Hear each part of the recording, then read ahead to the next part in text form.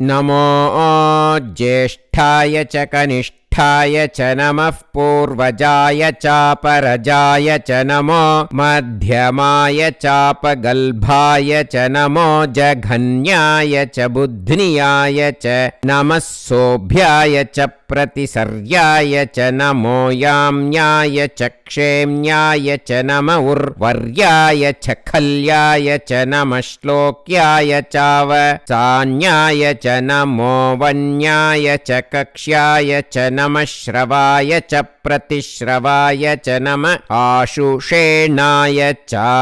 शुरथाय च नमः शूराय चावभिन्दते च नमो वर्मिणे च वरूथिने च नमो भिल्मिने च कवचिने च नमः श्रुताय च श्रुतसेनाय च नमो दुन्दुभ्याय च